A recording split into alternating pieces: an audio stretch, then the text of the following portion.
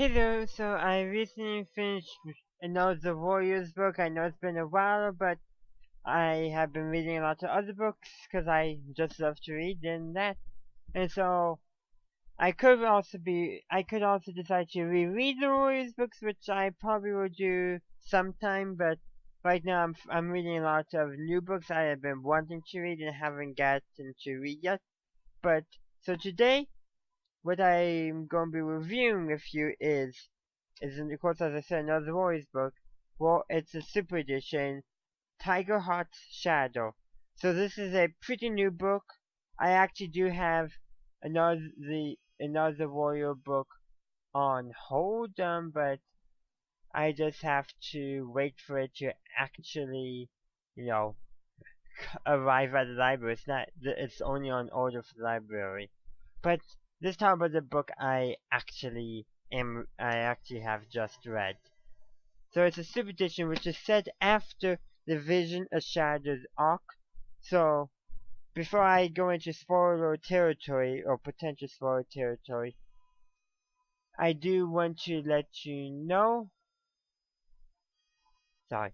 I do want to let you know that this book does actually it seems it reveals what ultimately happened at the end of the Vision of Shadows arc. Not too bad. It's kind of something that there's, I would say, two major things. And one of them is pretty much we figured was going to happen. The other one we wouldn't quite. I would say at least I wasn't quite sure, but I suspected it to be likely. But it does not actually reveal too much about what happened in the Vision of Shadows, which is only halfway through, which I appreciate. I don't feel like it spoiled anything for me, other than stuff I pretty much figured would ultimately happen. But let's actually now continue talking about the book itself. So, if you're thinking, do I want to read this book or not, or it's set after Vision of Shadows, it won't ruin, in my opinion, it will not, or it shouldn't ruin it for you. I can't guarantee that for sure, because it might for you personally, but in my opinion, it doesn't. It's like, when you, it's just gonna mean those three more books that have yet to be released for Vision of Shadows, well, those are just gonna be sequels to this book. Is a good way of looking at it, but so now that I kind of gotten that out of the way, I'm going to actually talk more about the book itself and my opinion of it. Then I'll do my rating of it. Then I'll go into more in depth of what I thought about it. So overall, I enjoyed this book. I actually think I read it too quickly. Because I really power read it. But I'm actually reading two books right now, so that tells you how much reading I'm doing. Reading one book and listening to another. In fact, probably by the time this review is out, I'm done listening to that one book in that. So this is what happens when you have a lot of review schedule, or a lot of books you want to read. But hey, that's good for me. I love reading. And it also helps when I'm reading one book is the Warriors book and another the Star Wars book. I really don't get them mixed up. Or when I read two Warriors or two Star Wars books at the same time. Two totally different books at the same time, no problem. But that's kind of getting on topic where I thought of Tigerheart's Shadow. I enjoyed it. It was a nice little change in pace from some of the traditional Warriors books. I would not say it reminded me too much of other Warriors books. The only other Warrior books I would say that was similar might have been the Warriors manga. Those three featuring Gray Stripe. That might have, in my opinion, might be the closest. And potentially, sorry, not Tiger Star. Firestar's Quest. Maybe that because it involves a long journey as well. But that has happened a couple of times in the Warriors book, so it's not too unusual. So there's that. Other things I do kind of want to mention that I enjoyed it. Really, I kind of enjoyed it. It does review some things that not from Vision and Shadows, but from from from Armor in the Stars. You saw things in this book that were set up in the Armor in the Stars arc ended up being shown around here in this book. The conclusion of them, which is not really the conclusion. And now I so badly want to find out what happens right after this book. I know what happens at the end of the book, which I guarantee you actually did surprise me. Something I did not expect to happen. But I will tell you what's revealed in that book means there's one less cat who knows about, I should say, one less cat who was born and raised in the original territories of the clans. That's all I'm going to tell you.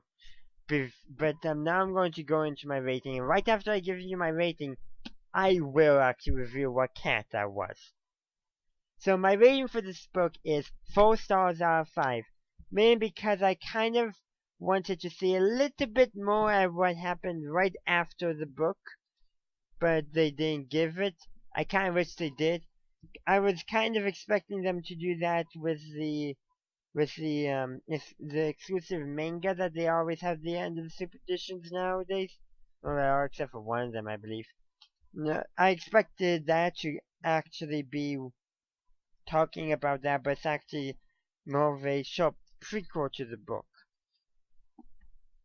Other than that, and in fact, as I always say, that it was something I would change about that book.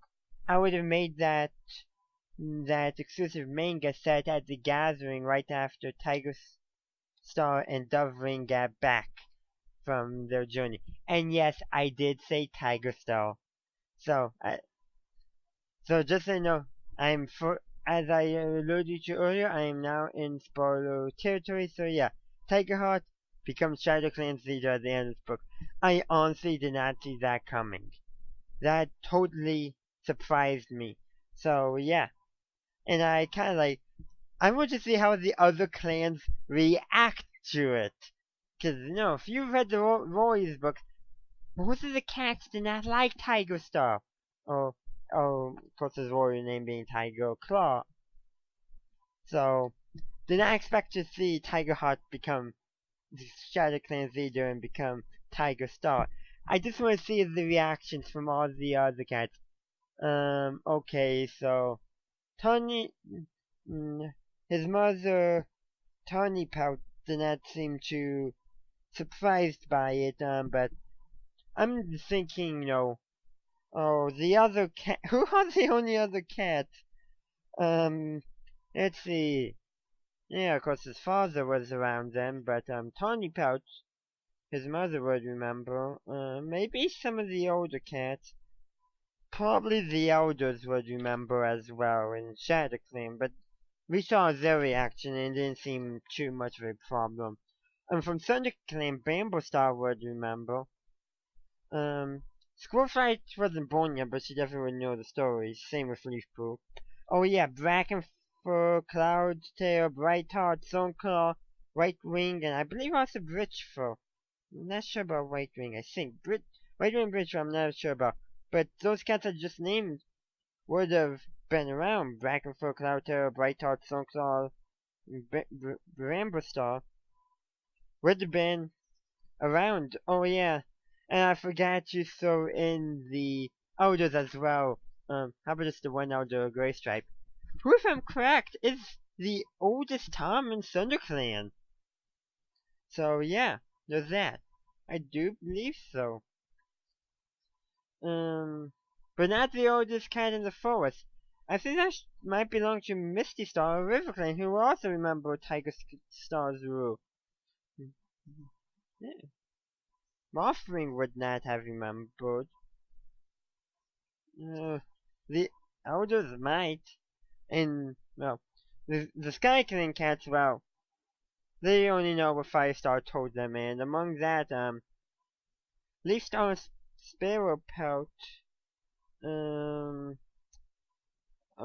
where's some of the others? These Spare Pelt and I don't, I can't remember back to Firestar's quest for that, but there's only a few cats in here who were the Vax, who remember overall. I'm not even sure if there's any cat from Wind Clan. Maybe Hailstar and the other Whitetail. I'm looking at the allegiances in Tigerheart's shadow, because otherwise I wouldn't have remembered it at all. But yeah, I'm just checking real quick. Yeah, 10 minutes. That's a decent length for a review, but I still want to talk more about the book. Because, well, it's a pretty good book, and I haven't read it while I was looking around. It was not, and for once we got to see, city life, cats who live in a city. We got to see a train, that they call a sun snake. It's like kind of neat to see, and then also kind of nice to see a warrior trying to be a warrior, where warriors don't exist, and people and not people, cats live very different lifestyles. Very nice to see that. I just kind of enjoyed that. Kind of nice to see, and then of course through, and of course four of those cats end up traveling back with Tigerheart. Four of them. One of them does die on the journey at a drawbridge, may I add. Don't know why, but yeah. So that was actually quite an interesting thing to see. Not interesting, but neat to see a drawbridge in the city. So that one cat, definitely a crazy cat. If that cat had been born in the clans, he would have been trained as a medicine cat for sure. And then three other cats came with them. I don't know what clan they joined, but I'm guessing Shadow Clan. But on the way back, they found four more Shadow Clan cats and who were lost. You have who. Well, that's actually probably the most spoiler for Vision of Shadows. Those cats. We found out what happened to them. They ran away from the rogues. Spoiler, but kind of makes sense. And they found them, brought them back to the clan. Increased the clan by 4. Correction, 4. You got the 4 Shadow Clan cats you found. Then you had the 3 kids born to one of them. Okay, then you also had the 3 cats from the city. That's up to 10. And then, wow, that is a lot of cats. But let's take out the kids. 7 fully grown cats. Well, one's almost fully grown. Oh, you might as well throw Dovering in there, because apparently it seems like she's going to be joining Shadow Clan now. I wonder how her sister will react. Her mother, her father, her relatives as a whole in Thunder Clan. So yeah, you got that. And total of 6 new kids for Shadow Clan. Shadow Clan seem to have a big spike in population. They like doubled the size of the clan one day. Well, nearly. They got some of them back. But it's kind of interesting. Also, what I found interesting is how Rowan Star, because we reveal that he dies, we don't know how. And then apparently Shadow Clan is leaderless for a while. And then Tigerheart, he's still Tigerheart at that point, shows back up, dead, and say, let's bring him to the moon pool, and he became their leader. I mean, that's the craziest leadership exchange ever. I know, and there's been some pretty crazy ones before. You had the first one you can say canonically is when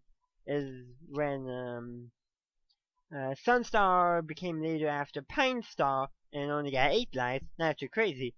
The fact that both Broken Star and Tiger Star, who was Tiger Claw, both became leaders, kind of crazy, but understandable. They were still going through. And well, Tiger Star, despite being a bad cat, not from the Royal Code, he did help Shadow Clan a lot. There's no denying that. If it wasn't for Tiger Star, Tiger Claw, Dragon probably wouldn't have been able to continue. Kind of off topic, of course, but good to speculate as well. But it says just kind of crazy. And then the one thing I do wonder is especially about leadership ceremonies and interesting is when Bramblestar became Bramblestar. Sorry if I'm pronouncing that wrong. If he, when he became leader of ThunderClan, was the other ThunderClan cats able to witness his warrior ceremony? I believe so if I remember back to the end of Into the Stars, the last book there. Where was it? And I started dwelling on it. Let's talk about the map in the book. Because the Warriors books are now having, in my opinion, more detailed and, in my opinion, a much more fascinating map. Though I don't care as much for the new two-leg view maps. Kind of like the other ones that look more like regular maps and but I definitely like it better. But one thing I've noticed, before they were always top-down views, but when they got into this new style, the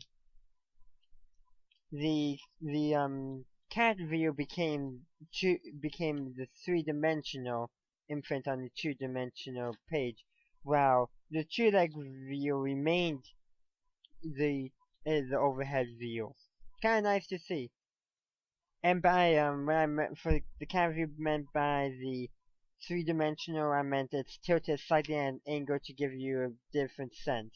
It's like when you're looking over a hill kind of thing. But I'll just say one thing. RiverClan and WindClan have the largest territories now. ShadowClan is much smaller territory-wise, and I think ThunderClan might have lost a tiny bit too. But it's kind of nice to see SkyClan back in the swing of things.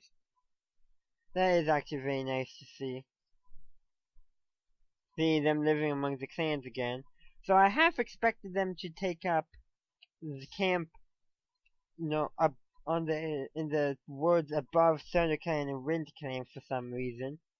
But I guess they want to make sure all the cats have access to water. Which RiverClan and WindClan have the most.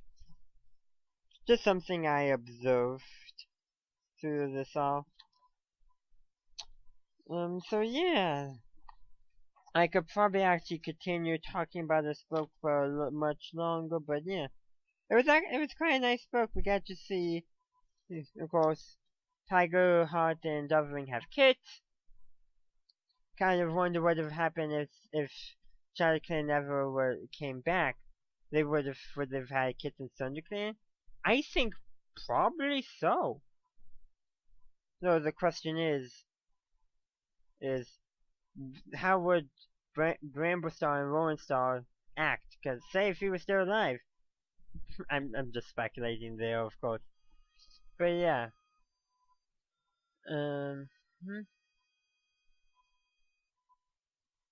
Okay, I'm just trying to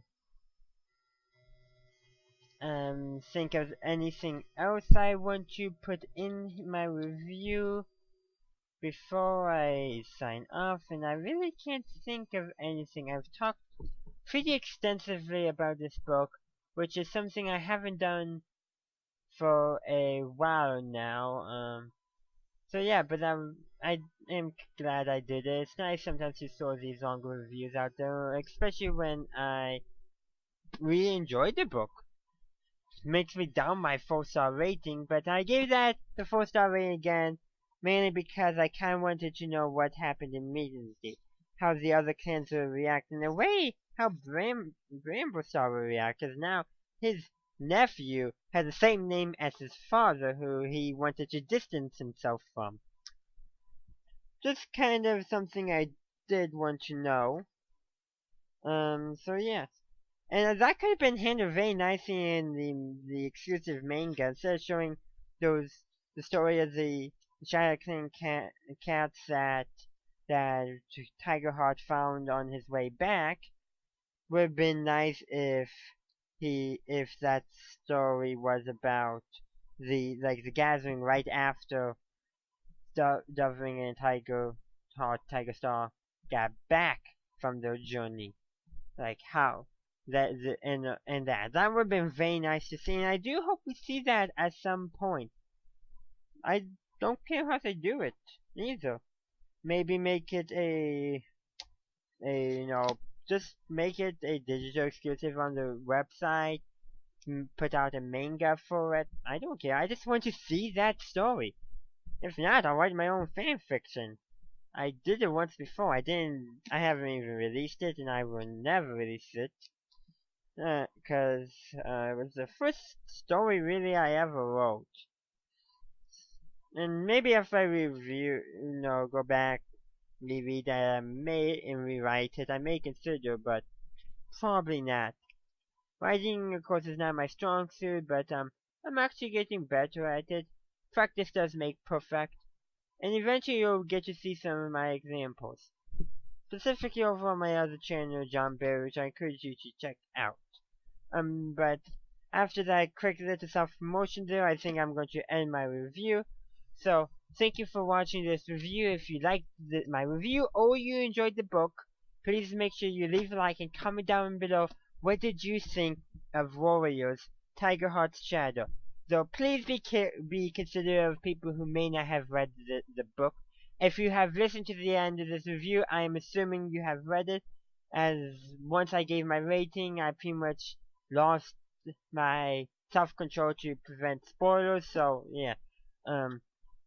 So there's that, and hopefully you have saw around the time when I started beginning spoilers, a quick little spoiler warning pop up to let you know that I was in spoiler territory. Hopefully that did pop up. If not, I am sorry, and I apologize for spoiling major plot details of the book. So thank you for watching. If you enjoyed this book and this video, as I said earlier, please leave a like and comment down below what did you think of this book of Tigerheart's Shadow. Please subscribe to my channel to be notified of future book reviews in the future, obviously. And you can also ring the bell to get notified even easier of them. Also, consider supporting me on Patreon. Your donations there can greatly help me maintain my channel. While I do get most of my books from the library, I do want to sometimes be able to read the books as soon as they come out, which is something I can't necessarily do with the library. So if you support me on Patreon, that is something I'll be able to do. I'll be able to do the books, like, I'll be able to read, purchase a book and get them, and read it by hopefully less than a week after the book's out. So that really doesn't guarantee my review will actually be out that early, because I do try to maintain a somewhat elusive schedule. So thank you for watching, and as always, have a good day, a good night, wherever you are. Read books.